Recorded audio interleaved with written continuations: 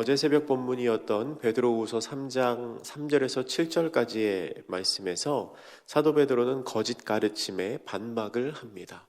여기서 말하는 거짓 가르침은 종말이 없다고 말하면서 주의 강림을 조롱하던 사람들이었습니다. 3장 4절에 보면은 그런 사람들이 나오죠. 주께서 강림하신다는 약속이 어디 있느냐? 조상들이 잔 후로부터 만물이 처음 창조될 때와 같이 그냥 있다. 예나 지금이나 똑같은데 주님이 언제 강림하신다는 것이냐? 라고 조롱하며 대적하는 사람들에게 베드로는 5절부터 7절까지의 말씀에서 그들의 말에 이렇게 반박을 합니다. 그리고 진짜로 일어날 일이 무엇인지를 말하는데요. 마치 이런 식으로 말하는 겁니다. 너희들 그렇게 말하는데 그거 사실 아니야.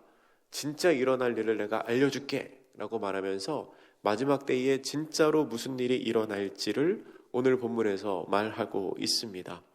베드로가 말하는 종말에 관한 진짜 사실, 마지막 때에 진짜 일어날 일은 세 가지로 정리를 할 수 있습니다. 먼저는 하나님께서 모든 시간의 주관자가 되신다는 것을 기억해야 한다는 것입니다. 종말에 관해서 생각할 때 가장 먼저 기억해야 할 것은 하나님께서 모든 시간의 주관자가 되신다는 사실입니다. 오늘 본문의 8절 말씀 우리 같이 한번 다시 읽겠습니다. 시작. 사랑하는 자들아, 주께는 하루가 천년 같고 천년이 하루 같다는 이 한 가지를 잊지 말라. 아멘. 하나님께서는 모든 시간의 주권자이십니다. 그렇기 때문에 시간에 대한 하나님의 관점과 시간에 대한 하나님의 경험은 사람의 그것과는 전혀 다른 것입니다. 아주 오래된 유머 중에 이런 얘기가 있습니다. 어떤 사람이 기도합니다. 하나님께는 하루가 천년 같고 천년이 하루 같다고 하셨죠? 그러면 하나님께는 1원이나 1억 원이나 똑같지 않겠습니까? 하나님, 저 1원만 주세요. 이렇게 기도했습니다. 1원 작은 거니까 하나님 저 1원만 주세요. 그렇게 기도했습니다. 그랬더니 하나님이 응답을 이렇게 하셨다고 합니다. 그래, 알았다. 줄게. 내일 줄게. 내일. 이렇게 대답하셨다고 합니다. 하루나 천년이 같은 하나님께 작은 것 구하면서 큰 것 바라는 사람에게 내일 준다고 말씀하시면 천년 뒤에 주겠다는 말씀이시죠. 여러분, 이게 우스갯소리이지만 그래도 의미가 있는 유머입니다. 우리가 오랜 시간 기다렸다고 해도 하나님께는 잠깐일 수 있습니다. 하나님은 시간에 구애받으시는 분이 아닙니다. 시간을 초월하시는 분이기 때문에 시간을 가지고 하나님의 능력과 하나님의 권위와 하나님의 계획을 판단해서는 안 됩니다. 늦어지니까 하나님께 능력이 없는 것이고 바로 응답하시니까 하나님께 능력이 있는 것이다라고 판단할 수 없다는 겁니다. 주님의 재림은 시간의 주인이신 하나님이 정하신 때에 이루어질 것입니다.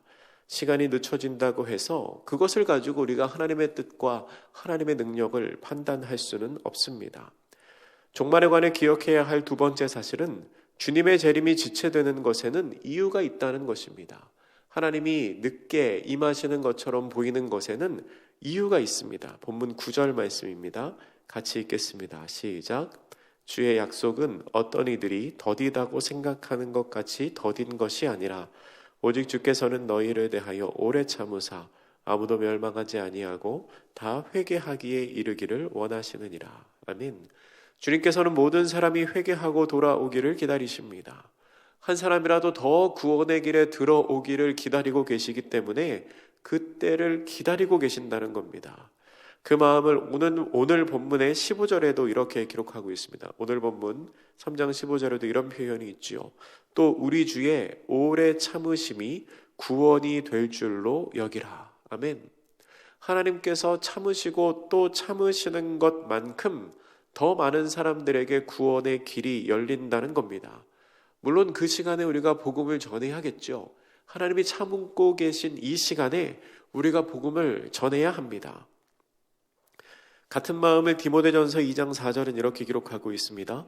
하나님은 모든 사람이 구원을 받으며 진리를 아는 데에 이르기를 원하시느니라. 아멘. 하나님께서는 모든 사람이 구원받기를 원하십니다. 모든 사람들이 구원받기 원하시기 때문에 지금도 참고 계신 것이죠. 그런데 이 모든 사람에는 하나님을 비방하고 하나님을 조롱하는 사람들도 포함됩니다. 하나님을 아는 사람뿐만 아니라 모르는 사람, 모든 사람들이 다 구원받기를 기대하고 계신다는 거죠. 그러니까 참으로 역설적이게도 거짓 교사들은 지금 주님의 재림이 왜 늦어지냐고 조롱하고 비난하지만 사실은 그 사람들 때문에 하나님이 이 재림을 미루고 계신다는 겁니다. 그 사람들, 구원의 대상이 되는 사람들, 하나님을 조롱하고 비판하는 그 사람들까지도 구원의 길에 들어오기를 기다리고 계셔서 참으로 역설적이게도 하나님이 아직도 기다리시며 이 재림이 늦어지고 있다는 겁니다. 종말에 관해 기억해야 할 세 번째는 주님이 재림하시는 그날이 반드시 온다는 겁니다. 하나님 기다리고 계시지만 그날이 반드시 옵니다. 그리고 그때는 누구도 예측할 수 없을 때에 임합니다. 본문 10절 말씀 우리 같이 읽어보겠습니다. 시작. 그러나 주의 날이 도둑같이 오리니 그날에는 하늘이 큰 소리로 떠나가고 물질이 뜨거운 불에 풀어지고. 아멘. 주님의 날은 반드시 옵니다. 어떻게 오냐면 도둑같이 옵니다.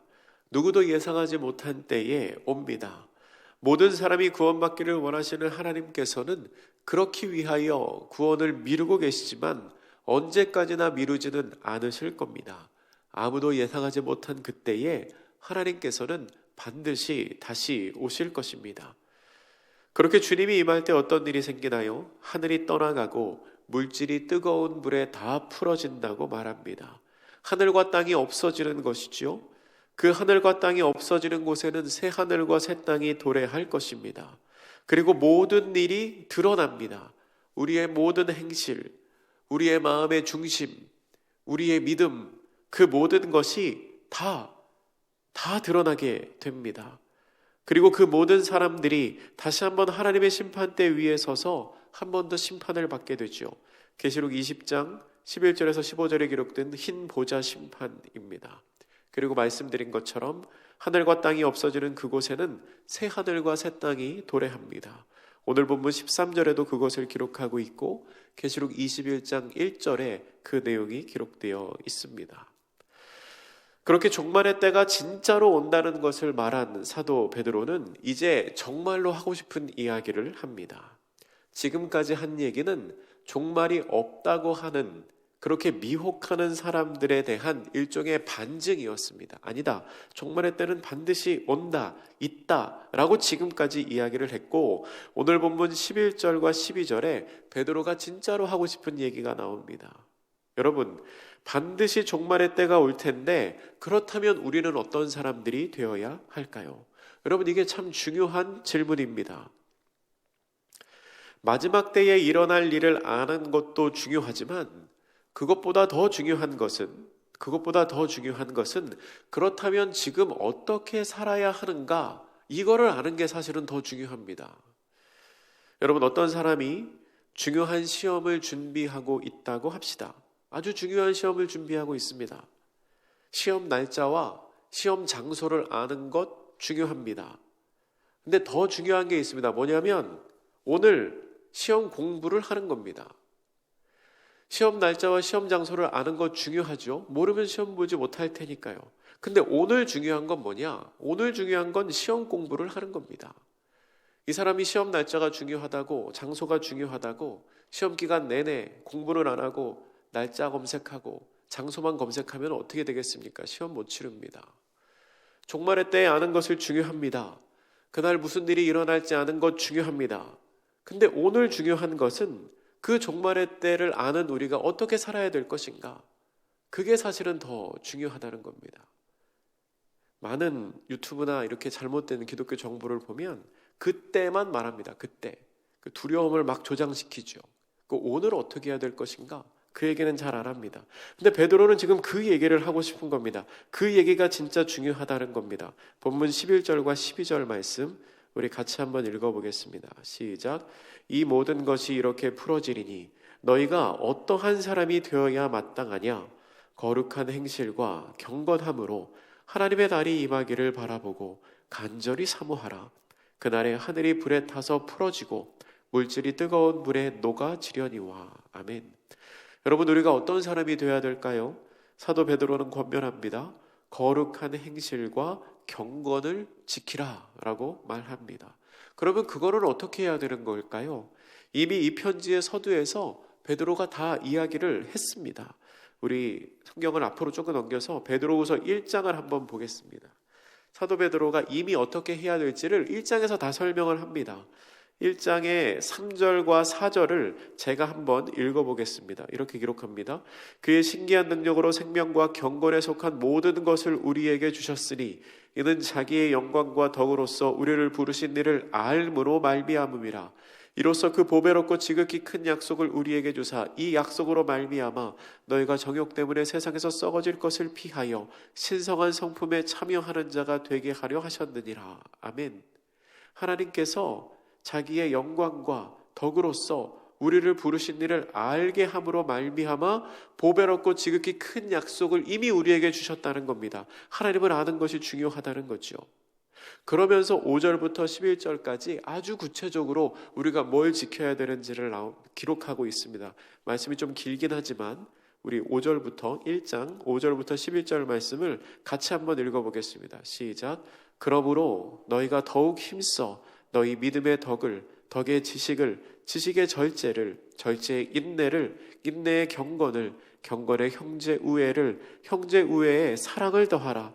이런 것이 너희에게 있어 흡족한즉 너희로 우리 주 예수 그리스도를 알기에 게으르지 않고 열매 없는 자가 되지 않게 하려니와 이런 것이 없는 자는 맹인이라 멀리 보지 못하고 그의 옛 죄가 깨끗하게 된 것을 잊었느니라.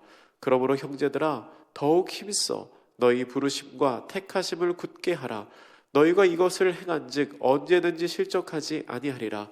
이같이 하면 우리 주 곧 구주 예수 그리스도의 영원한 나라에 들어감을 넉넉히 너희에게 주시리라. 아멘. 아멘. 베드로가 이미 이렇게 권면을 했습니다. 이같이 하면, 이같이 이렇게 우리의 행실을 지키고 하나님의 뜻을 알게 되고 우리가 예수 그리스도의 보혈로 말미암아 깨끗하게 된 사람인 것을 기억하면 이같이 하면 넉넉히 하나님의 나라에 들어갈 수 있다는 것입니다. 우리가 이 사도 베드로의 권면대로 이같이 함으로 넉넉히 하나님의 나라에 들어가는 성도님들 되시기를 주님의 이름으로 축복합니다. 본문에 나오는 베드로의 권면 두 번째는 하나님의 날이 임하기를 사모하라는 겁니다. 오늘 본문의 12절에서 이렇게 말하죠. 하나님의 날이 임하기를 바라보고 간절히 사모하라. 여러분, 하나님의 날이라는 것은 마지막 때를 의미합니다. 어떤 사람에게는 심판의 때일 것입니다. 여러분, 이거 무서운 거 아닙니까?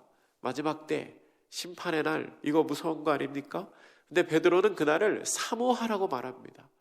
아주 고대하며 아주 기다리라고 말합니다. 어떻게 그렇게 고대하며 기다릴 수 있을까요? 이 날이 어떤 사람들에게는 멸망의 날, 어떤 사람들에게는 심판의 날이지만 우리에게는 그렇지 않기 때문입니다.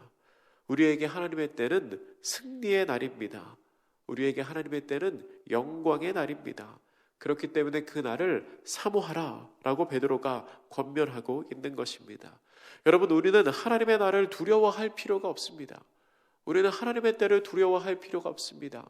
우리를 위해 이미 십자가를 지시고 우리의 모든 죄를 대속하신 예수 그리스도 보혈의 공로로 말미암아 이미 깨끗게 된 우리는 그날과 그때가 되면 반드시 새로운 신령한 몸으로 주님 앞에서 다시 거듭날 것이기에 우리는 그날을 두려워할 필요가 없습니다. 오늘 본문의 15절과 16절에는 베드로가 바울이 쓴 편지를 언급을 합니다. 이 두 절의 말씀에서 우리는 세 가지의 사실을 알 수 있습니다. 먼저는 사도 베드로가 사도 바울의 권위를 인정하고 있다는 사실입니다. 이때는 아직 정경이 완성되기 전입니다. 성경이 이렇게 형성이 되기 전입니다. 그런데 베드로는 바울이 받은 지혜대로 썼다, 하나님께서 주신 지혜대로 썼다라고 표현하면서 그의 편지에 성경과도 같은 권위가 있음을 밝힙니다. 그리고 두 번째로 16절에 나오는 그 모든 편지에도 이런 일에 관하여 말하였으되 라는 표현을 통해서 이미 사도 바울의 편지가 널리 읽히고 있다는 것을 전제하고 말합니다. 그러니까 바울의 편지를 나도 읽어봤고 여러분들도 읽어봤다는 겁니다. 이미 사도 바울의 편지가 많은 초대교회 성도들에게 성경처럼 하나님의 말씀으로 읽혀지고 있었다는 것 우리가 알 수 있습니다. 세 번째로 베드로는 바울의 편지를 잘못 해석하는 사람들에 대해서 경고를 합니다. 여러분, 이 경고 어디서 본 것 같지 않으십니까? 베드로 후서 1장 20절, 같은 편지의 1장 20절에도 베드로가 경고를 이미 한 적이 있습니다. 근데 이때의 경고는 구약 성경을 잘못 해석한 사람들에서 경고하는 겁니다. 구약 성경을 잘못 해석한 사람들에 대해서 베드로가 경고하고, 그것과 동일하게 이 사도 바울의 편지도 아직 신약 성경이 정립이 될 때가 아니지만 이 사도 바울의 편지도 잘못 해석하는 사람들이 있다고 베드로가 경고를 하고 있는 것입니다. 여러분, 하나님께서는 분명히 모든 사람들에게 하나님의 말씀을 허락하셨습니다. 우리는 하나님의 말씀인 이 성경을 읽으면서 나를 향한 하나님의 뜻을 깨달아 알 수 있습니다. 그런데 그렇게 말씀을 해석하고 이해할 때는 내가 자의적으로 해석하지 않도록, 또 내 주관적인 해석이 되지 않도록 잘 살피고 잘 공부하며 잘 이해하며 성경을 보아야 한다는 것입니다. 본문의 마지막 베드로후서 17절과 18절에 이 베드로후서의 모든 결론이 나옵니다. 17절과 18절 우리 같이 읽어보겠습니다. 시작. 그러므로 사랑하는 자들아, 너희가 이것을 미리 알았은즉 무법한 자들의 미혹에 이끌려 너희가 굳센 데서 떨어질까 삼가라. 오직 우리 주 곧 구주 예수 그리스도의 은혜와 그를 아는 지식에서 자라가라. 영광이 이제와 영원한 날까지 그에게 있을지어다. 아멘. 여러분, 베드로후서의 모든 내용이 이 두 절의 말씀에 요약해서 들어가 있습니다. 그리고 이 두 절은 두 가지의 동사로, 두 가지의 단어로 정리할 수 있습니다. 첫째는 삼가라, 17절에 나오는 삼가라, 그리고 18절에 나오는 자라가라입니다. 여러분, 우리는 삼가야 합니다. 무엇을 삼가야 할까요? 미혹에 걸려 넘어질 것을 삼가야 합니다. 거짓 선생들의 거짓 진리의 말씀을 삼가야 합니다. 우리는 거짓 말씀에 귀를 기울일 필요가 없습니다. 그리고 우리는 자라가야 합니다. 무엇에서 자라갑니까? 은혜와 지식에서 자라가야 합니다. 주님께서 주시는 은혜와 주님으로 말미암은 지식으로 자라가야 합니다. 사도 베드로는 베드로후서를 정리하면서 마지막에 이 편지의 모든 내용을 이 두 절의 말씀으로 요약하고 있습니다. 이달에 속한 사람들의 가르침을 삼가라. 그들의 가르침에 미혹에 유혹되지 말아라. 그리고 오직 예수 그리스도의 은혜와 그 하나님을 아는 지식 안에서만 자라가라 라고 권면하고 있습니다. 이 베드로후서를 통한 권면이 우리를 향한 하나님의 말씀이 되기를 소원합니다. 그렇게 거짓 진리의 귀를 기울이지 않고 오직 우리 예수님의 은혜와 하나님이 주시는 말씀 안에서 날마다 믿음과 신앙이 자라가는 복된 성도님들 되시기를 주님의 이름으로 축복합니다. 기도하겠습니다. 사랑의 하나님, 우리가 하나님의 말씀을 통해 듣고 본 것처럼 오직 예수 그리스도를 아는 지식과 그 은혜 안에서 자라가는 사람들 되게 하여 주시옵소서. 거짓 진리의 귀를 기울이지 않게 하여 주시고 유혹에 넘어지지 않게 하여 주시고 마지막 때를 너무 두려워하여 오늘 이날을 제대로 살아가지 못하는 실수를 범하지 않도록 주님 우리의 삶을 붙잡아 주시사 오늘을 거룩하게 살고 마지막 때를 기쁨으로 소망하는 우리 모두의 삶이 될 수 있도록 주님 우리와 함께하여 주시옵소서. 감사드리며 예수님의 이름으로 기도드립니다. 아멘.